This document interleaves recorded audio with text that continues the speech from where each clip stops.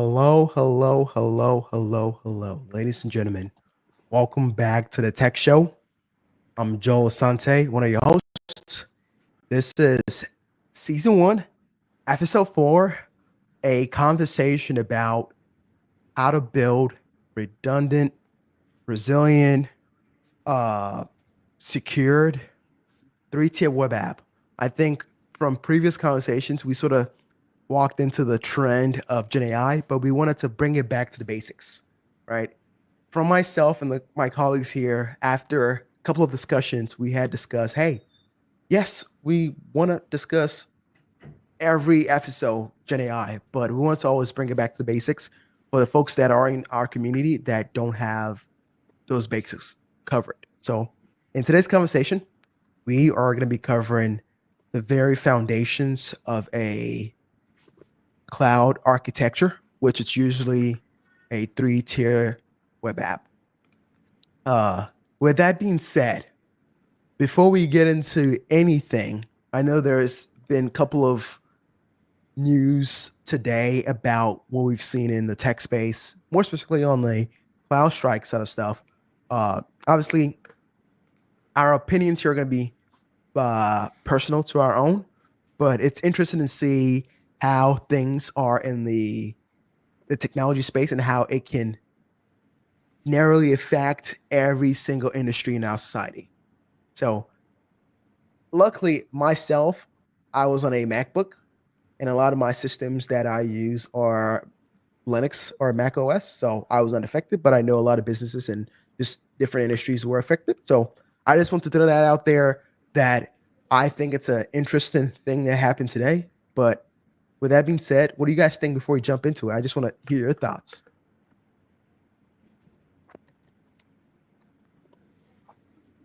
I think this is going to be an exciting session today, at least for the viewers to actually kind of learn about how they can build these three-tier web applications, because that's like a primary thing that any typical architect, a software developer or software engineer or systems um, developer would have to have or have to learn in order for them to host their web applications. So they have to have, that's like basically the basics of any system development. You just have to know the different servers, the different places where you place your servers, so that you can have a robust system. And maybe my Denyeski, you could talk about a little bit more. Yeah, Like, yeah, it's very typical to have a three-tier web app. I've seen two-tier web apps. I see four-tier web apps. It depends on how the architecture is, right?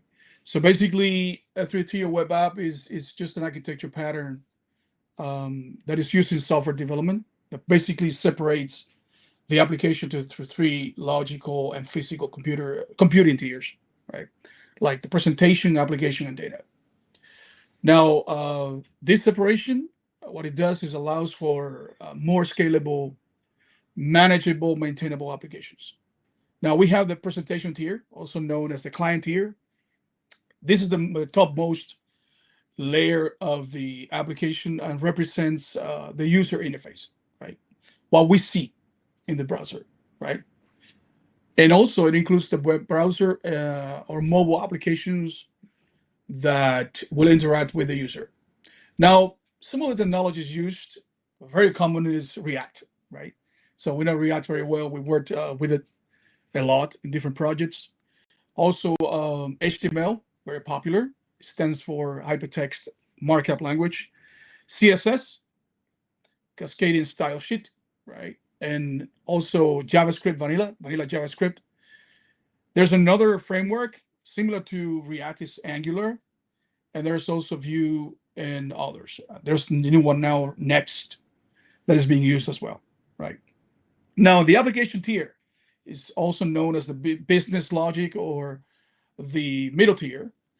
Uh, what happens in this layer is that it contains the business logic and the rules of the application. Some people call it the API that makes API calls to the database and returns the data to the front end, right? Now, this layer processes the inputs from the presentation tier, makes logical decisions, and performs calculations, right? Like I said, is the one that goes, fetches the data to request the data from the database and returns it to the web tier, which is the presentation tier, right? It communicates with the data tier to retrieve process data, deletes all the CRUD actions that we know: delete, read, update, and create, right? And also, some of the technologies that are used here is Node.js. It's an environment in JavaScript. Java is also popular here. .NET, and you're easily very familiar with .NET, right? Python is very popular as well. Ruby, PHP. So very popular languages, right? And finally, the data tier is called, also known as the database tier, right? This is the bottom layer where the application data store, right? The data store there is retrieved and managed. Also, it consists of the databases and data storage solutions, right? We may have NoSQL databases, we may have SQL databases, whatever you're using, right? Document databases. And some of the technologies here, we can use MySQL, very popular, right? PostgreSQL, also very popular. MongoDB, right? As a document database, Oracle, SQL, and others, right? So this is just roughly what a three-tier web app is. The knowledge that you can use, what each one does, right? How it interacts, and made this machinery of these three-tier layers, right, to interact with each other, right? And then we want to talk about what is in between those layers when ISO gets the torch from me, and then we're gonna kind of break it down and explain the different things that you can have in between and how you can um, make this more robust and have some sort of a security and guardrails between the tiers, right? So Hey, the hey, trap. Yeski, Yeah, go ahead. Go ahead. quick question. Why are you mentioning that? A lot of times, from what I've Mhm, seen so far, is hey, yes, cool. We're able to do and build these three-tier web apps, mhm, but how easy is it? I know we're gonna break down those components down a little mhm. bit more, but from your technical standpoint, how can an individual that has no experience or hasn't done anything when it comes to project on any of these things,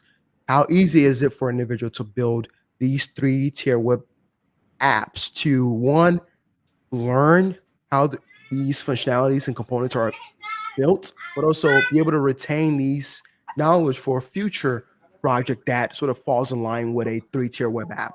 How easy is for an individual to go from I don't know nothing about this to hey, I can start building three-tier web apps? I know we're going to talk about the components to break it down, but Right, from right, your experience, how do you think that translation between not right. knowing to actually start building stuff? There's a learning curve, right? There's a learning curve. It's not something that you just snap your fingers and then boom, you have a three-tier web app, right? There are multiple ways in the software development cycle. You have to plan, you have to design, you have to do certain make certain steps so you can plan the whole thing, right? First of all, you have to have a design, right? And you have to understand the technologies that you're working with. You have to have at least a basic understanding of HTML, CSS for the front end, right? And some JavaScript knowledge, just in case you're using JavaScript for the business logic. Very popular JavaScript. Java is super popular as well. I think that the person should have a decent understanding of the different technologies that you use in the three-tier web app. For So like someone that doesn't know, servers, databases, right, right, maybe load balancers, right, right? right, Those kind of things. Okay. yeah, and how to make the API calls. How do you fetch how you fetch data from a database, a Postgres database, right? PostgreSQL. It's not the same. It can vary a little bit. The syntax of the SQL statements between PostgreSQL and MySQL. It can vary, right? So you have to understand there's a lot of documentation out there, right? And I think that the best thing you can do is practice, practice, practice. Practice makes perfect, right? Absolutely. But maybe take some courses on Udemy or any other learning platform to have a basic understanding of how this works, right? But I Because like think I think yeah, I think that's the benefit of building three-tier web apps, right? right, Because an individual that hasn't done anything in that domain or any other domain is you're able to learn these concepts and these components of making API calls to databases. Hey, how do I spin up a server? How do I connect that server to a database? How do I add a load balancer that is able hmm to load control traffic between multiple servers, right? These components in the three-tier web app sets individuals up for success when it comes to understanding how actual applications are built, right? Whether it's a three-tier web app all the way to building serverless applications in the future, right? right, The right, components and the knowledge behind it and the concept behind it gives individuals the idea and uh, the basics to be able to get to a point where they're building these production level enterprise grade applications. So I think to right. your point, yeah, it might be slightly a little bit challenged to grasp hmm of hmm these concepts, but once you start understanding, hey, this is how I make an API call to a database. This is how I spin up a server. This is how I do this. This is how you're gathering all these small concepts together and you're fully building this application. You're on your pathway to building full scale enterprise applications. So Yeah, I just wanted to add that. right, makes sense. The trick is not only how do I make that API call to a database, is how do I return it to the client, right? Yep. So it's just to make those connections between the three tiers, right? And also, we've been speaking about security all the time since day one, right? So security is very important because you don't want someone from the web tier to access the database directly. You should go through the business tier, right? The business logic tier, right? And only through that, right? So you don't want people to access the servers directly. You should have some sort of a mechanism like a load balancer or something that kind of makes only a one point of entry into your servers. You don't want people using your IP, right? And accessing your server just like that, right? You want to have some sort of guardrails there to make sure. So it's not only the technical part, like how do I do this? It's just understanding how the three tier works and the three tier app works, and also how to make that secure, so traffic flows in a safe way, right? And people don't get access to a data that they don't have, that they're supposed to, right? Absolutely. Yep. No, I think this is And great because oh, sorry, Ezo. I was gonna add one more thought go to ahead. No, go ahead. Janiewski's point. I think when it comes to three-tier web apps, there are four sort of, I would say, best practices that individuals are gonna learn. And these are more specifically on security, scalability, the availability of that three-tier web app, and also the independency of the different tiers that are in that application, right? Why do I say security? It's job zero, right? You want to have that strong authentication mechanism to have individuals access your application, but also to the database tier itself, right? You don't want to just not have random people accessing data in that database. So database level encryption is super important. But then there's the scalability of that three-tier web app, where you're probably going to have some sort of like auto scaling to scale those servers for when there is high need of that application. Then if there is a need of an application or that application, then that's where it comes to how available is that application, right? So you want to split hmm your application into multiple, in this case, availability zones, where you want to provide as high availability as you can to your application, making sure that no matter what happens, whether it's an outage or just slow traffic, you're able to serve your application to your end user. Then finally, the independency. I think this is the biggest thing when it comes to 3.2 web app is being able to decouple each tier to be its own independent thing, right? So whether it's for the development of it, the updating of that tier, or the scaling of that tier without affecting the individual tier. So if I want to scale the database tier, I wouldn't want to necessarily affect the other tiers, the application layer or the front end layer, right? I just want to make sure that these are independently siloed out. And that's the whole point of a 3-tier web app, right? They're all individual tiers. So I just wanted to throw that in there as we're going to walk through this. Ezra's going to jump in here and walk us through the various components like we had discussed. We're going to learn how we can benefit from learning how to build applications with three tiers, whether it's the faster development, the greater maintainability, the improved scalability, the security that comes with, and the overall greater reliability that it brings. So, sorry, Esso, I jumped in there. I just wanted to add that point to Dunieski's No, I thought think there. I think your point is solid. You and Danieski like really explained it really well. Like I would think of it like this: like when you start off with an application, like let's say on your local computer, you're a Mhm. developer and you have like a web application. You're basically developing that for yourself, or for example, right? You're testing it yourself, but now as a system designer or a system solutions architect or any of those categories of actually becoming an architect, you got to think of how you can scale this, right? So this application that you just built, how can I scale it from one person to 100 to 1,000 and to 1,000,000, possibly, right?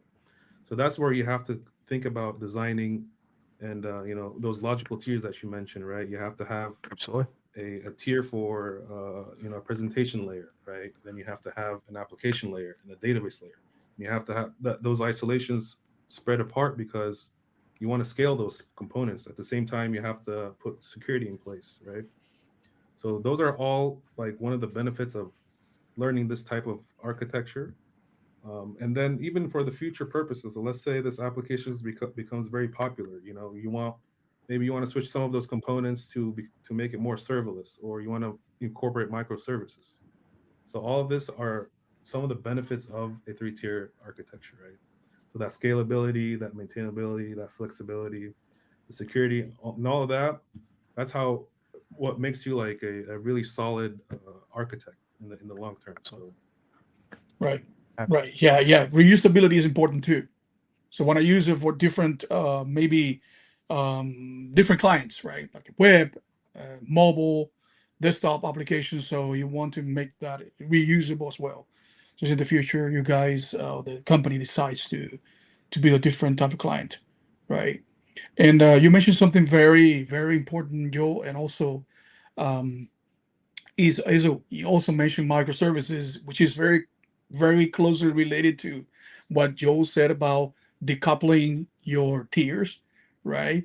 Microservices tends to be a little more expensive, right? But it has benefits, right? Because the interdependency of this tiers and these services, microservices, that makes it more robust. When something kind of breaks, it doesn't break the whole system, right? It just breaks one part, and the system can still function properly, right? So that's very important to understand it.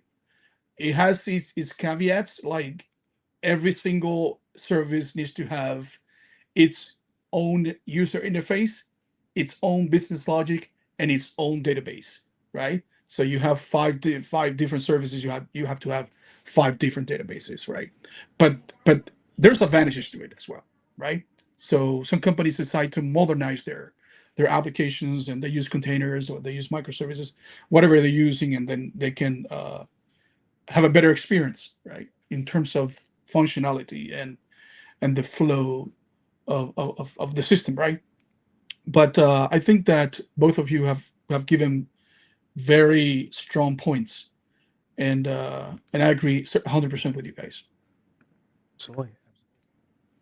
Uh, I guess we can then move on to breaking down the various components. Like we have said so many times, there's a presentation layer, there's the application layer, and there's a database layer. I, for one, love the database layer, so I can't wait till we get to that layer. But I know there's always a start to an architecture, so let's jump into the architecture and just walk people through what this will look like. So, with that being said, Ezo, do you mind us walking us through this? sure, definitely, Joel. So would be a typical three-tier application architecture. I know you guys see a lot of things going on here, and it could be kind of confusing to new folks that okay, what's going on? Like I don't, you know, I'm I don't have anything. I don't have any technical knowledge. I'm just a simple developer. Why do I have to learn all this, right? So this is very important, guys. This is super important to learn because this is what makes you a solid architect in the long term. So that's where you have to divide your components into those three tiers that Joel and Danieski mentioned.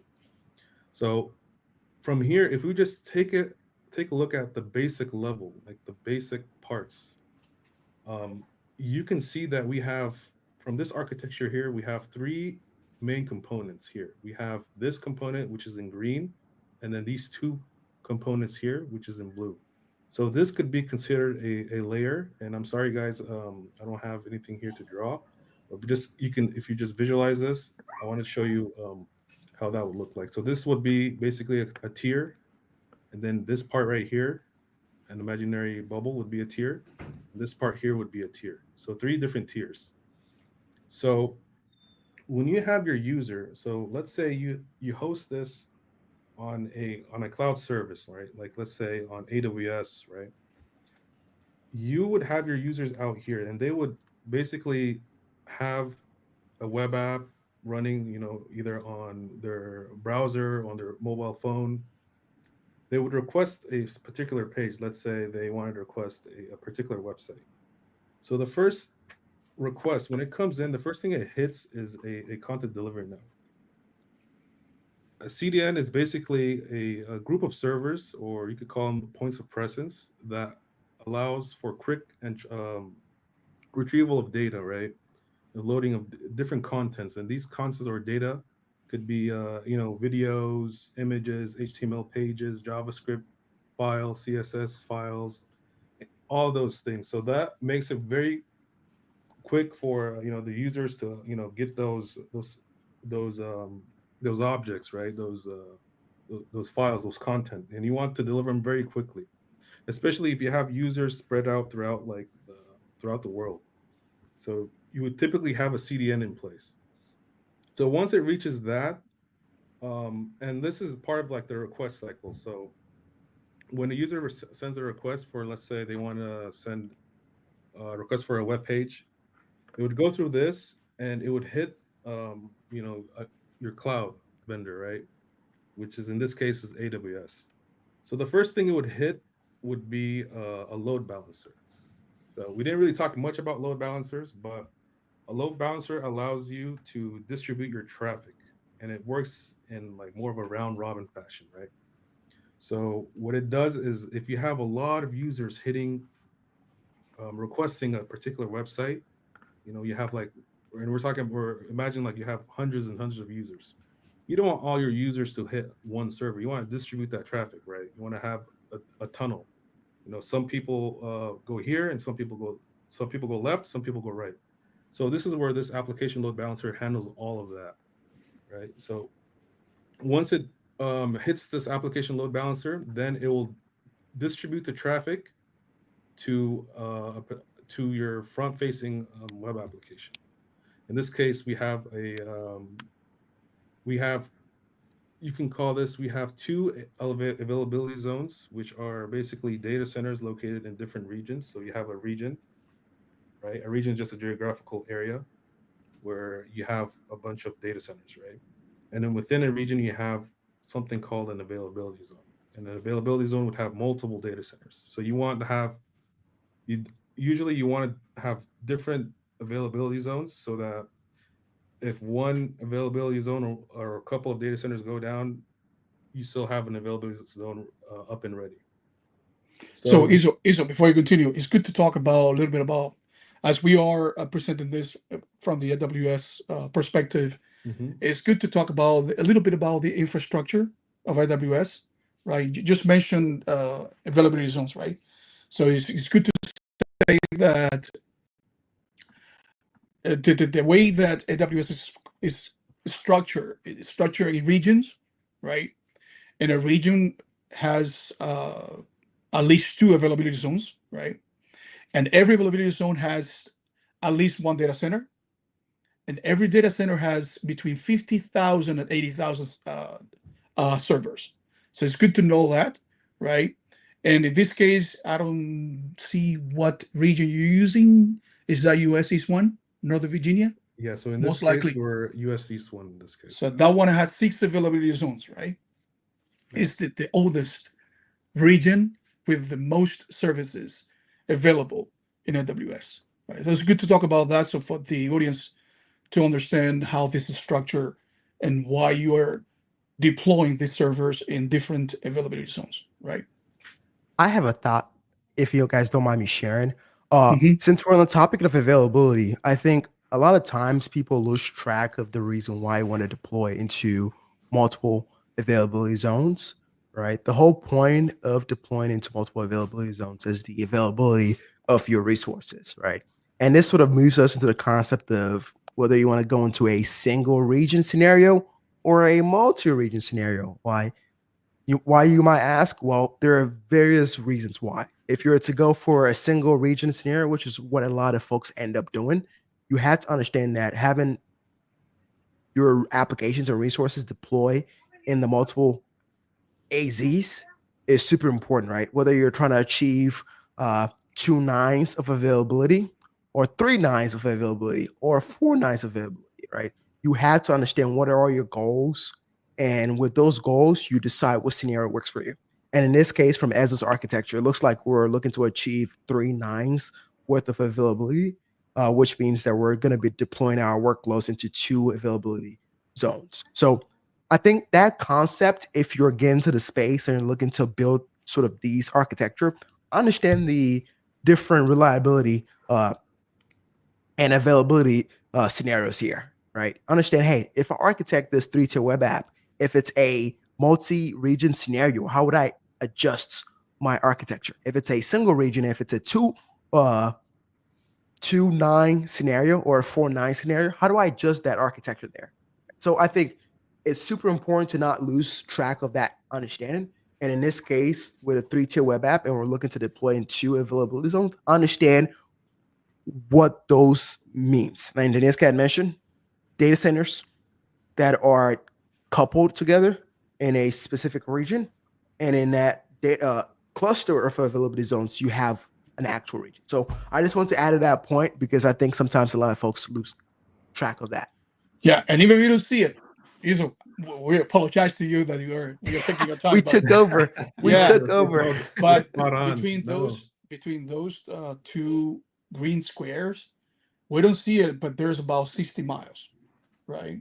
There's between right. 50, 60 miles right there, right then, right? So Yep. we don't see it because it's just a diagram, but that's the way that AWS is laid out. It's just they leave like 50 miles between availability zones just for resilience and in case there's a natural disaster. Um, one doesn't affect the other one, just in case one goes down, right? And there are multiple data centers in that AZ.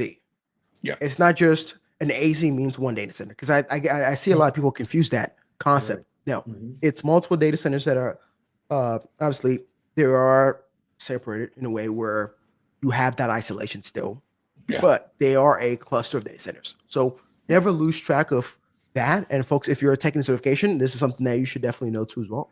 But if you're building architecture, that is definitely one thing you should consider when you are deciding which AZs and how you build a architecture in general. Yeah. And Go and ahead, you know, Enzo. guys, like no, this is very solid information. It's straight on point. Like you guys, what you mentioned is very critical in like design phase of any type of architecture, right? And even if we just take it back a little bit, right? Before we even deploy all this into these availability zones, these servers, these all this stuff, right? We have to select the region that we're going to deploy into, right? So we have a region. I have my users; they're all in the U.S. I wouldn't want to deploy my application in, let's say, in Australia, right, or somewhere in China, right? I I mean, wanted you you could, could, but but then the latency, right, and it's going to be very kind of the experience is not going to be positive. It's going to be kind of slow. So you guys have to put in mind that you have to select the right region where your users are existing. So if it's whether it's in the US or in Europe or in China or in Australia, that's very important. So that's the first step. You select the region, and then from there, you select how resilient you want your application to be, right? How reliable. Do I want it to just be placed in one availability zone? Do I want just a certain particular AZ just to have those resources there, or do I want to have it where it's super reliable? I want to have two availability zones so that if one AZ goes down, the other AZ is not affected, or my application is not affected, so the users won't see anything basically. Okay, so we're still in the web tier, right? Or we haven't talked about Yeah, the tiers yet. yeah. We haven't talked about the tiers. We're just talking Yeah, about like just selection of regions, right? Like yeah. why would I choose a region over the other, and why would I have two AZs, and like what's the point of having two AZs? And maybe Danieski, if you have any, No, I just wanted to mention that we can talk a little bit roughly about yeah, the networking component of this. So if you want to mention that later. let's go for it. Yeah. No, no, no. If you want to go ahead for it, we have a VPC there. We have some subnets, right? So Yeah. yeah, So guys, here, we have something called a VPC, which is a virtual private cloud. And think of this as your isolated data center. So it's a virtual data center that you have, that you build out. And this is something you would do within a particular cloud vendor, or or you would, there's a way of doing this, whether through the console or through a programming language, a CDK, infrastructure as code. You can build all this out. And within the VPC, you have your networking components, right? You can create something called a subnet, which is basically a part of a network. So you create your perimeter, which is basically your VPC, and then within your VPC, you can create multiple subnets, and each subnet will basically isolate your components, or basically you would have your components of different types be placed in those subnets. So, for example, we have something here called the public subnet, and this is where we have our web applications, or something that's front facing. Public means front facing. It's publicly available to the users. Anyone can access it, right? And then we have our private subnets. Private subnets means I don't want, these are resources within the subnet that I don't want anyone to access. And this could be like what Joel mentioned and Dineski mentioned earlier, your application logic, your application tier. You don't want people to be accessing your application servers, right? Your database. You don't want no one to access your database. That's a security breach. So you want to isolate right. all of this. Yeah. So so in other words, the VPC is like a VLAN, right? It's a local area network, but in the cloud, right? It's a VLAN, right? And then the VLAN is basically a portion of the AWS backbone network, a little portion of it that you can utilize to deploy your resources. You can select your CIDR, your class interdomain routing range, right? And for that, AWS is going to take the different IP addresses to assign dynamically to different resources that you deploy, like for your web servers, for your databases, right? Either public IP or private IP, depending of if the resource is launched in a public subnet or a private subnet. For example, this web service, this web instances you see there, they're going to be assigned an IP address, a public IP address dynamically.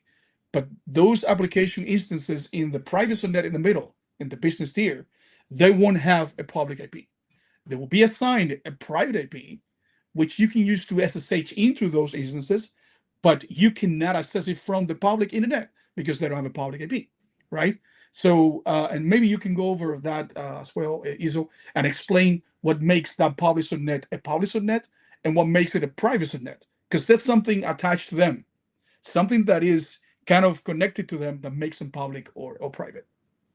That's correct. And what's attached to those, basically what you're asking is, like, when you have a public subnet, you usually have an internet gateway attached to it, right? And that's what makes it public. So any resources within your public subnet would be publicly available to your users. In this case, we have a web instance. An instance basically means a server. So guys, don't get confused between instances and servers. They're the same thing.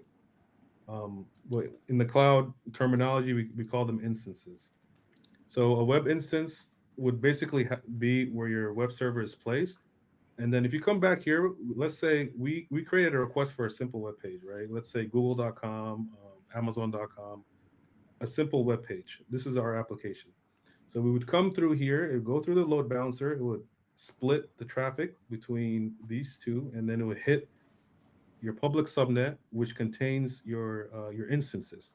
So once your instances are there, right? They're available. This is a web server. Usually, it'd be running some web server application, maybe Apache or whatever it is. It would then send back that HTML or the CSS or the JavaScript back to the CDN, and then the CDN would distribute it back to the users. And then that's where you would see the page uploaded or sorry, downloaded into your web application or mobile phone. And then from there, whatever um, actions you do on the web page would be kind of dynamic, right? So that's why you have your static components and then your dynamic components. So when it becomes dynamic, that's where you're using your application here to do something dynamic to retrieve something else. So in this case, if you wanted to request something from particular, you want to view something within that web app, and then this is where these other two tiers come into place. So let's say if you wanted to insert a record or delete a record, all those CRUD operations, this will use your application tier would be that component that will do all those operations for you, right? And maybe my colleagues here can explain that more. I just want to add on to the dynamic. When you mentioned dynamic, it just sparked some thoughts in my head, like specifically on the web tier layer when it comes to auto like load balancing or auto scaling group. Sorry. Mhm. I think whenever traffic comes in and you're like, well, how do I manage my instances that I have that are decoupled into the various AZs? And if there's a need for me to add more instances to manage and sort of adhere to the target that we're reaching, my personal view is a lot of times when you're building these three-tier web app, it gets very, very complicated. But the thing that gets me the most excited is when I'm building, I'm not sure if you guys find this fun at all, but I get excited when I'm building like dynamic scaling policies, right?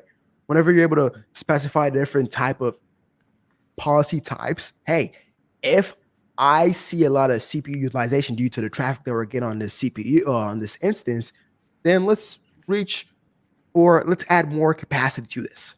I think that itself usually gets lost in the whole three-tier web app where you're able to specify one, your auto-scaling group targets and the policy you want to use, but also the size of the instance that you want to add onto if it's triggered at all. So I think one thing that we're going to do moving forward from just hearing this conversation is we can talk more to auto-scaling group 2 as well. I think auto-scaling group is a service that's super important, but usually gets lost in most of architectures. Like most architectures, a lot of time people lose the understanding of, hey, we need to implement auto scaling group where we're able to set our desired, which is usually your minimum. So the minimum you should have in an architecture should be your desired, right? Then always a capacity that's, in my opinion, 2 to 3 times more of what you're asking for when it comes to your desired capacity. So that's just something that sparked my thoughts. And I think if you guys agree, we got to expand more on this in a future conversation when we discuss when we get to that point of auto scaling. And then Joel, maybe you can give like maybe Joel or Dinesh, you can give like an example of when an auto scaling policy would take into place. Like let me give one.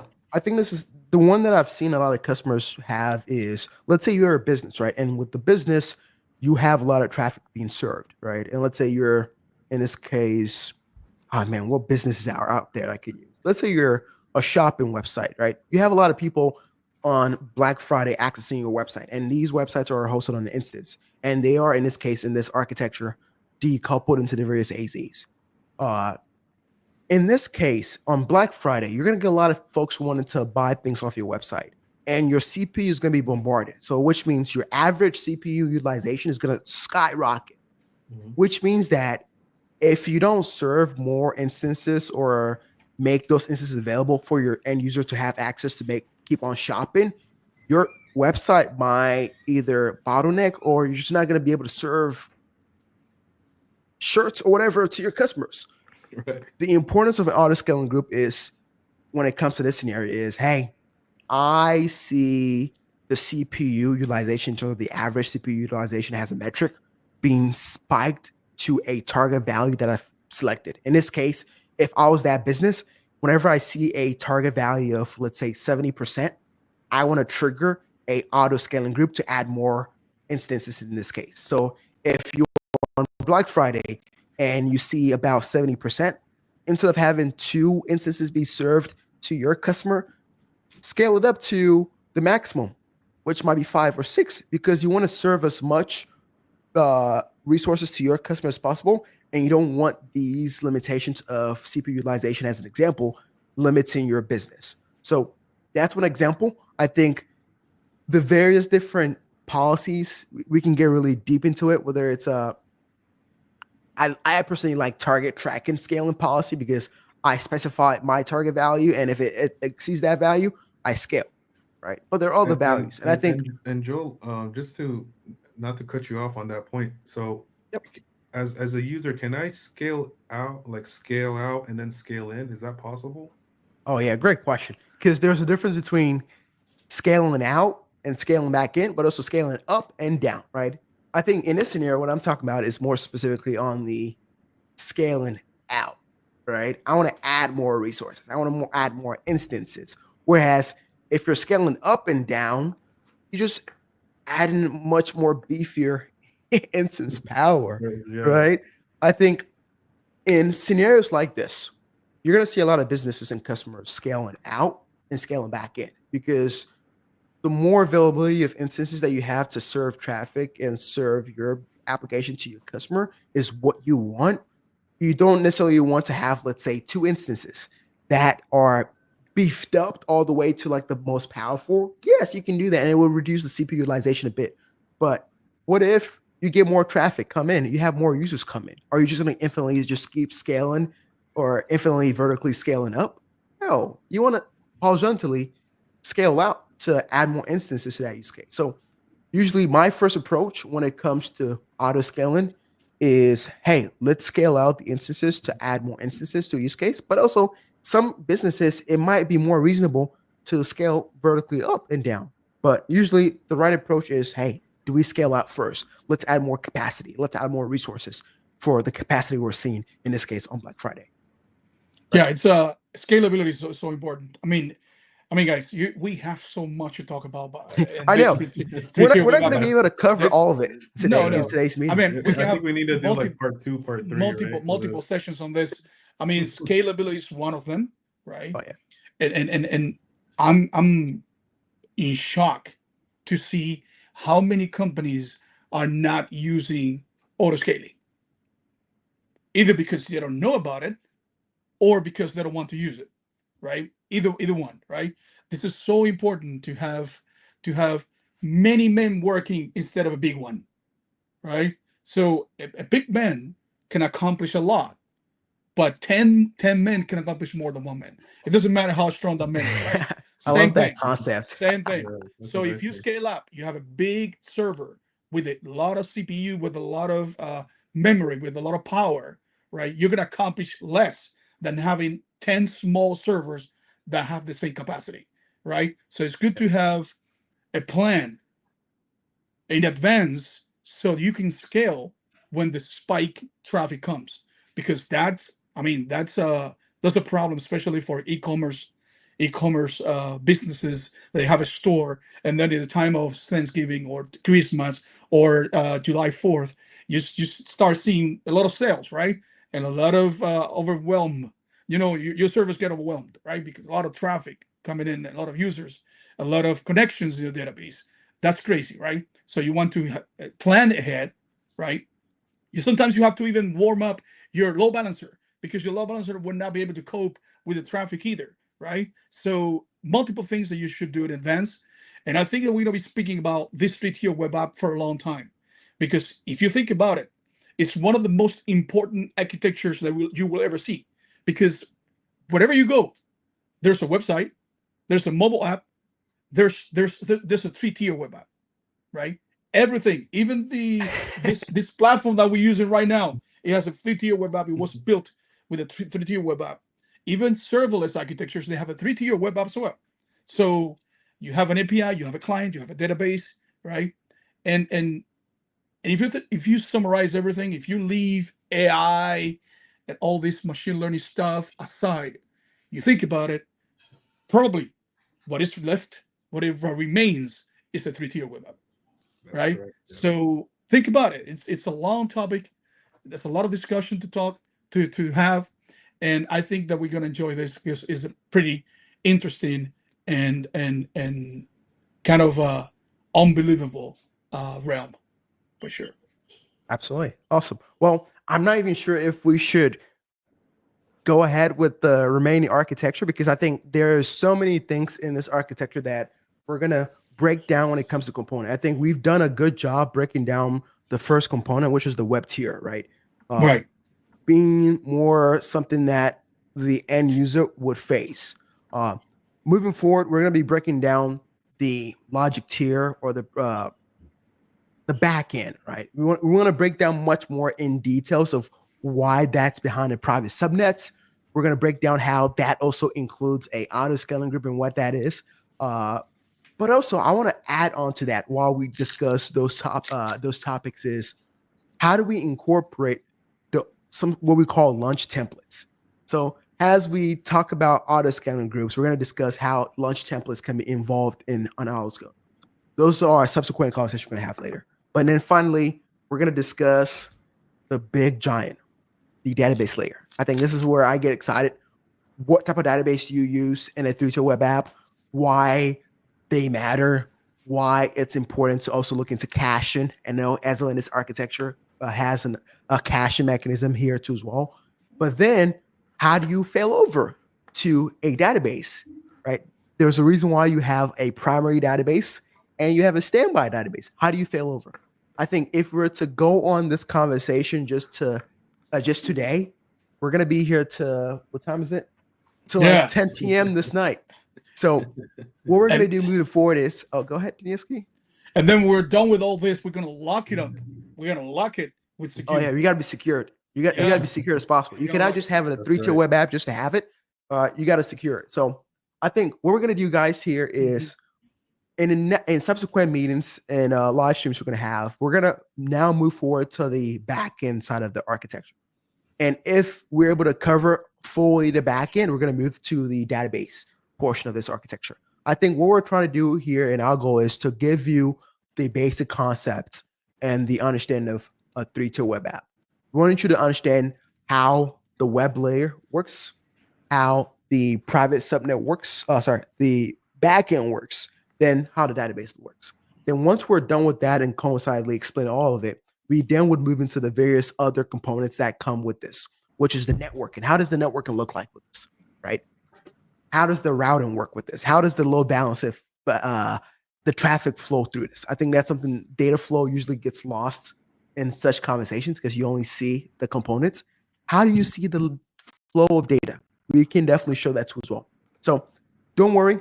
This is just a first, I'll say a part 1 of a 3-tier web app. Again, this is a series of conversations we're going to have since this is season 1. We're going to follow up with this and we're going to add more to this and we're going to continue the conversation. I want to make sure that we are covering everything possible. Again, for the viewers that are watching, our goal is to enable you to be more, to essentially have a, how do you even say this? Be armed with all the knowledge possible, whether you're going in for a certification, whether it's the first type of architecture you're building, whether it's an architecture you're looking to actually expand or scale out and move to different levels of architecture. Like we said, it can move you up the way up to building serverless architectures and build. So it's something that we wanted to, again, arm you. But and who knows if we end up building a 3-tier web app? We might have to at some point. Why not, right? We might have to. I think the audience would enjoy that, Either server based or serverless, right? You know what we should do? We should build a server-based architecture, and in that translation of that, we move to a serverless-based architecture. Why not?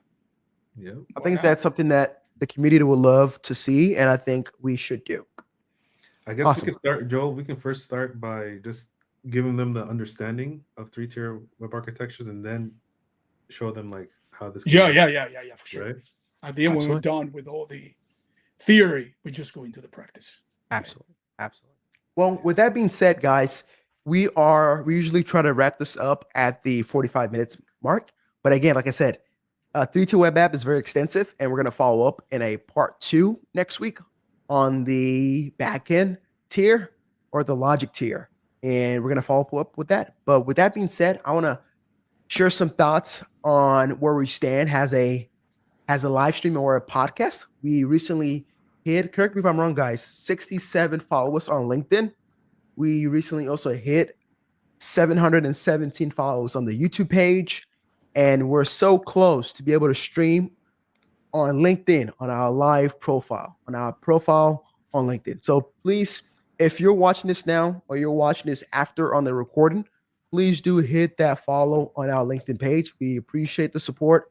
We want to officially be able to live stream on our LinkedIn page. We actually need 83 followers. 83 more. 83 more. That's it. That's 83 it. more to 83. be able to stream on our LinkedIn page. So Yeah. please, I'm gonna clip farm this right now. If you guys know what a clip farm is, this is exactly what I'm about to do.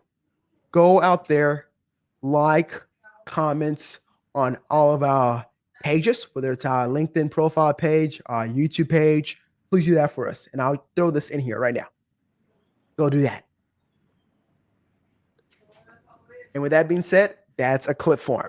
But I want to say goodbye. Please have a great rest of your day. Have a great weekend. And we will see you guys next Friday. week. Exactly. Next Friday with a continued conversation on a 3-tier web application. Awesome. Y'all have a good one. Thank you, guys.